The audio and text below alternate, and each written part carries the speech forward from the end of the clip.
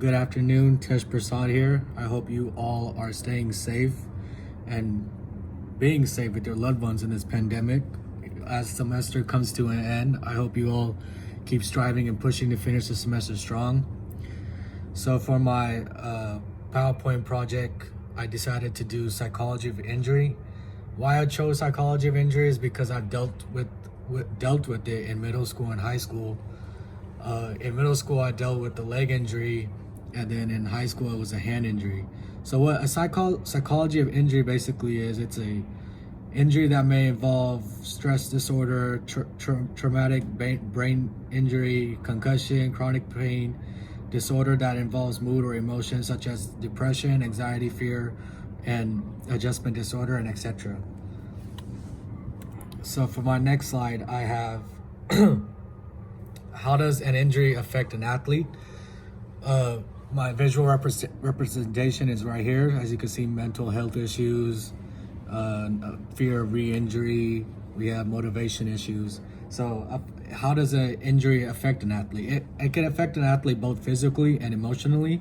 It can affect them physically by making them feel not motivated. It can cause them headaches and stress, emotionally, mentally draining, behaviorally, hard time sleeping, lack of focus, consistently not performing well. It can also even lead to substance abuse. And next we have reaction, pain, cognition, and behavior. Reaction, how you obviously react and deal with the injury, pain, and behavior. So psychologically, it could be negative self-talk. Can you control the injury, or you can't control the injury? Self-doubt even. And then also the huge if the athlete should continue playing with their sport or retire and give it more time or not. Next we have why do you need rehabilitation after an injury? Well, first of all, during the recovery process, it is important to do rehabilitation or join a rehabilitation facility center. This can increase flexibility and strength that should go hand in hand. This can cause muscles to become longer, and it can become even weaker, which can lead to new injuries. As you can see, some injuries are inevitable depending on the sport. So football, basketball, soccer, baseball, whatever sport you're playing, or the sport that you got the injury from. For example, I used a picture of Derrick Rose.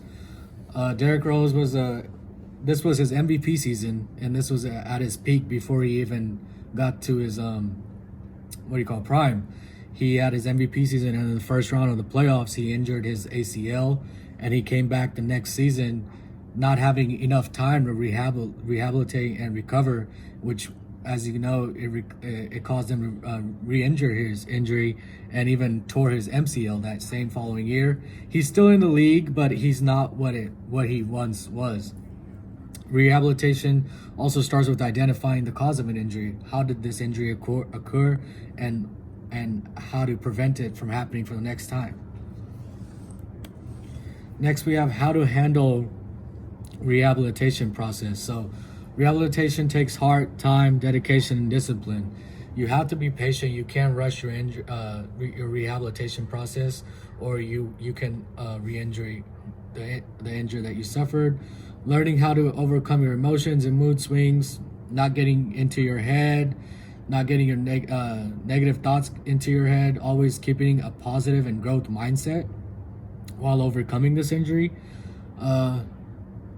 Being patient with your body and not overdoing it. So say just after surgery you shouldn't get back into lifting what you once was, or even running or jogging and stuff like that. You should take it step by step. Everything takes time, and you have to trust the process. Learning about the injury, how you suffered it, and how to prevent it from happening again. How to overcome the injury you suffered, and the timetable behind it. So is it going to take 4 to 6 weeks? Is it going to take 4 to 6 months, etc. And getting back in shape and getting your body stronger is the key in the rehabilitation process. Next, we have importance of psychology in injury. So we have enhanced performance, cope with the pressure of competition, battling anxiety, battling and overcoming depression, the fear of re-injury, how you deal with your self-esteem, low self-esteem, and social support. Your peers around you, your friends, your family, how they support you throughout the injury, your trainer, obviously, and also social media can also play a huge part in your role of injury. If social media can tend to make fun of you or make memes out of your injury, and that can obviously lead you to think to negative thoughts and stuff, and you shouldn't do that. This is where you train the mind, and then the body will flow. Also, keeping up an exercise program, being consistent. We have athlete psychological response to injury, how athletes choose to deal with the injury, how they judge their performance. So do they use the injury as an excuse, or do they use it as motivation to get back to where there once was, or at least at that level? Reaction and mood swings, severity of injury and the length of rehab. This means after an athlete is injured and finds out the length of the time they will be out of their sport for, and if it is a long time, they may come demotivation as they could be impatient. Severity of injury and the length of rehab, fear and anxiety, personal factors, behavioral response, situational factors, and emotional response. Next, we have the mechanisms that cause injury. So we have the intrinsic risk factors, which are muscle imbalance, poor preparation, poor techniques, overuse, and of course age plays a huge factor. Next we have extrinsic risk factors, which is like factors include weather conditions, footwear, type of sport, injuries you cannot blame when it happens, stuff like that. We have sports situation, joint/tissue biomechanics, and the whole body biomechanics of your body. Last, we have overcoming the injury. So learning and adapting from the injury, how to overcome it, learning about the injury that you suffered, accepting responsibility injury. So while you're recovering and rehabilitation, be responsible. Don't do anything that it could cause you to re-injure that injury again before you even get back to the sport you're playing. Maintaining a positive attitude, like I said before, positive attitude goes a long ways. Forget the negative vibes, forget the negative thoughts. Have a positive mindset, have a growth mindset. Use the mind to heal the body. Maintain your fitness while being injured. This is huge. If you really maintain your fitness while being injured, the recovery process will be faster.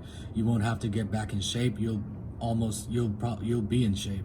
And set goals that are approachable, set goals that are maintainable, and set goals that you can accomplish so you can overcome the injury and get back to the sport you're playing. Turn a setback into a comeback.